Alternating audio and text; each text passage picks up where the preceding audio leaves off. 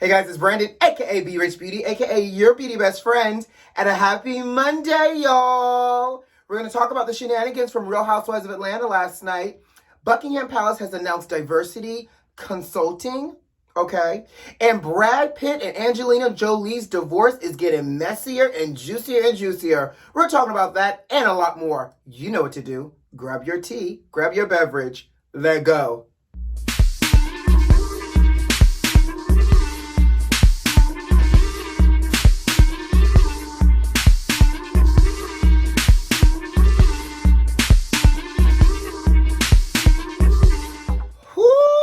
Besties, how was your weekend? Did you have a good weekend? Did you do anything enjoyable? Did you do anything fun? What did you do, sugar?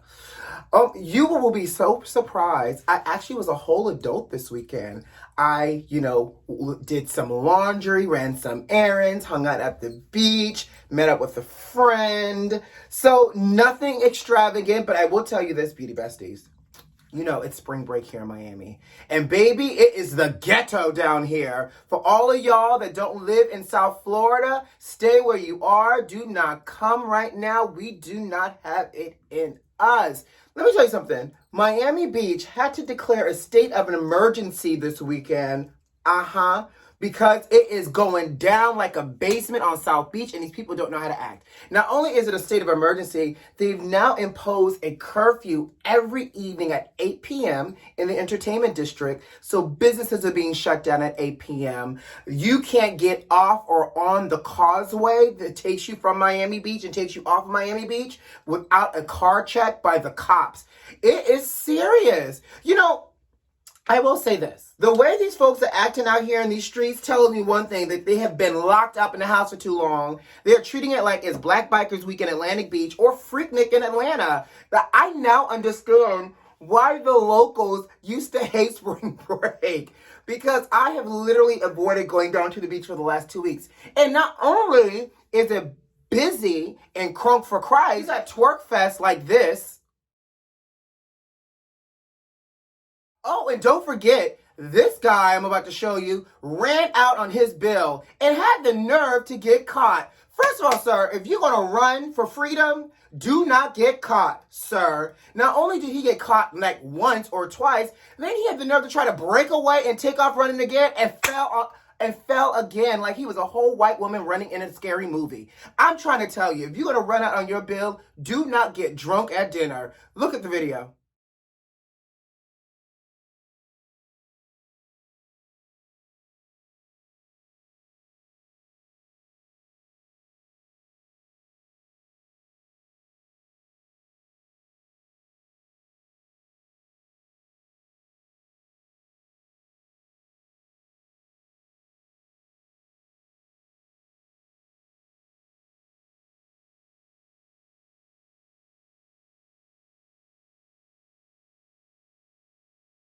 Oh, and because I'm your beauty bestie, I'm going to give you all the receipts. Take a look at this video.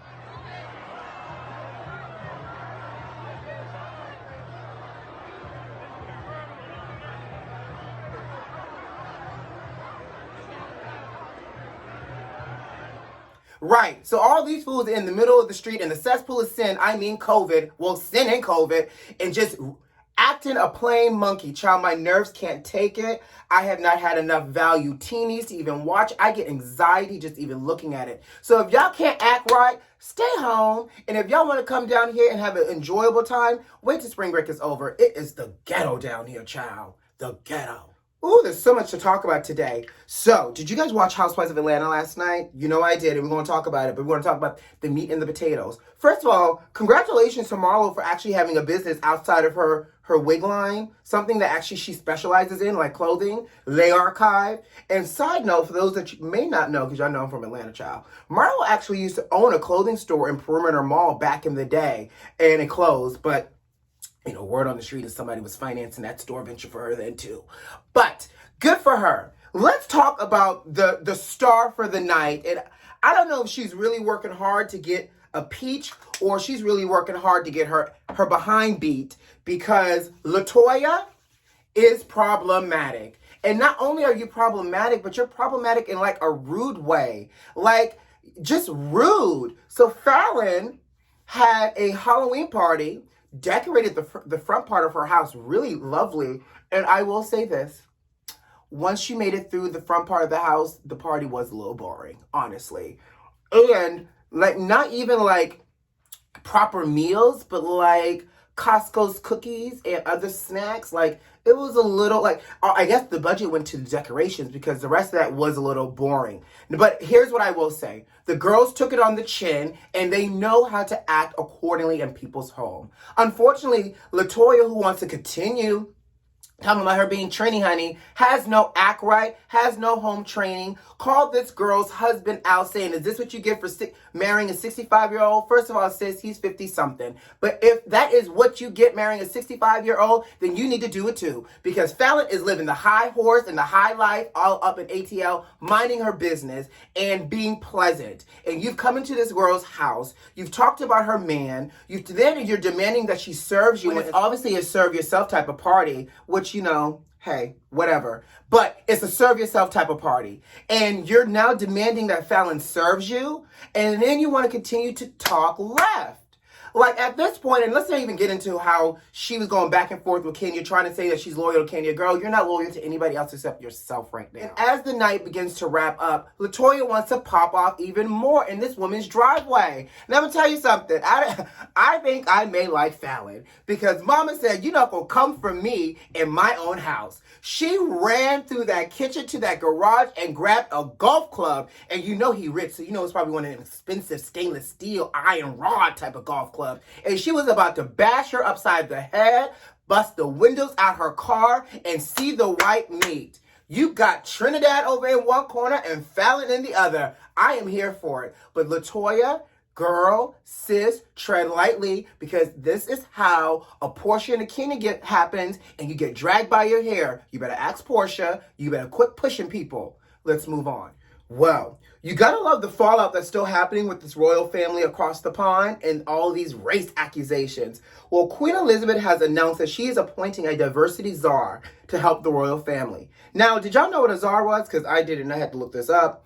Well, a czar is when the government appoints a person to help on coordinating policies and to advise on things. Oh, so you mean like a consultant. Girl, why didn't you just call this a diversity consultant? But I'll take the new word. I'm about to be in conversations like, do we need a czar for this?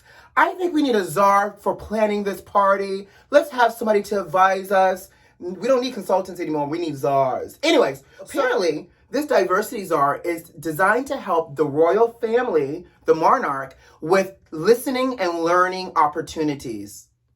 Okay. Now, they're saying that this, right. I'm like, y'all just now realize y'all need to listen and learn? Baby, I can't take it.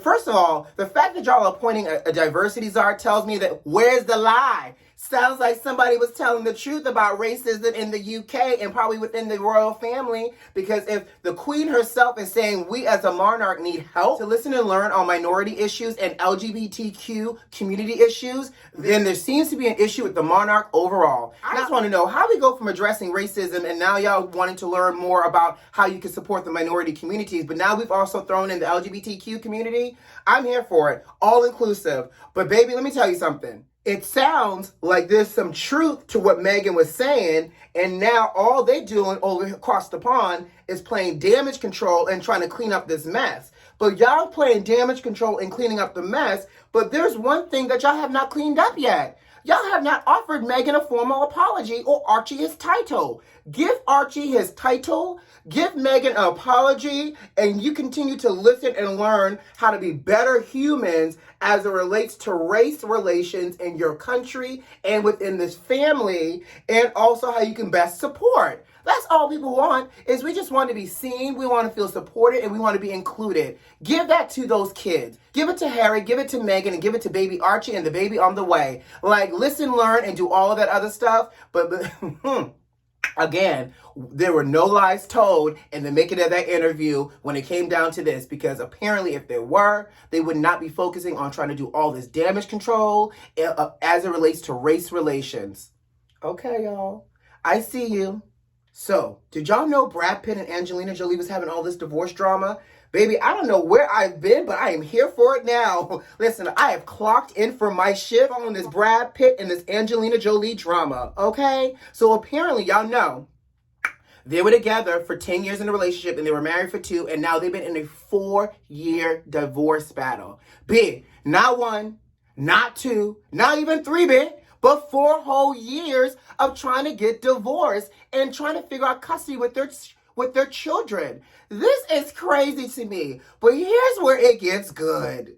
Their oldest son, Maddox, has testified in court filings against Brad Pitt. And apparently, the testimony is not flattering towards his own daddy. Now, word on the docket is that Brad Pitt was verbally and physically abusive in the relationship and marriage with Angelina Jolie. In addition to that, there were also claims, there was a whole, after they filed for divorce, there was a whole FBI and child welfare investigation opened up against Brad Pitt. Because apparently there were reports that he got verbally abusive and physically abusive with his children on a private plane back from Europe. And specifically that most of his anger and his abuse was directed at his oldest, Maddox. Well, no wonder Maddox went on the record to try to throw his daddy under the bus and drove the bus and hit his daddy because the daddy is over here abusing the children. So they said that the investigation found nothing, but obviously, because those claims came up, Brad Pitt has been having supervised visits with his children over the years, especially the underage ones. Now, here's what I want to know, because Angelina is now saying that in the event that it has to get dirty and even messier, I don't know how this can get even messier, child, but she is saying that she and the kids have receipts and proof that Brad Pitt was verbally and physically abusive with them. Ooh, Chile! Some good juice between Brad and Angelina. Now, I hate to see that this divorce is getting all extra messy, honey, and involving the children. Now, we're going to continue to watch this because I have a feeling that this is about to get juicier and juicier. But I just wanted to go ahead and bring that to you. Sip on that, baby. Brad and Angelina Jolie are going through it. So did y'all hear that Auntie Anita Baker, is asking all of us not to stream or buy her music until she get her masters back? Yes, child. She is saying that she's trying to get her masters back because it's been over 30 years now and they're up for her to reclaim her masters based off of her contract. But my question is, what am I supposed to listen to now when I'm cleaning? Throat Baby? Little Uzi Vert? No. What am I supposed to listen to when I'm trying to unwind at the end of the day? Anita Baker. Now, here's where I also will admit, I may have slipped up and listened to a few Anita Baker songs over the weekend while I was at the beach because, you know, it's always in the rotation on somebody's playlist. When I say somebody, me. Now, I need y'all to give Auntie Anita back her masters because here's the reason why.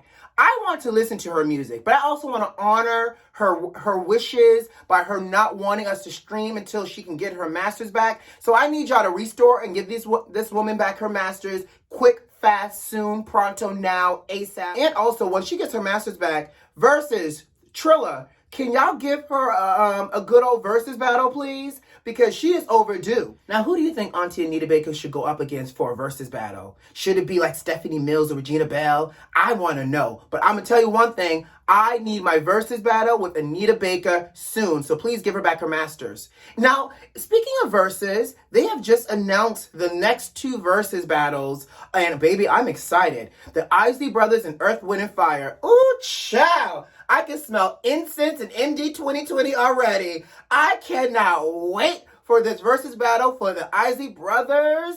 And it's going to happen Easter Day. So not only will he have risen that day, but we're going to be able to get our groove on that night with the Isley Brothers and Earth, Wind, and Fire.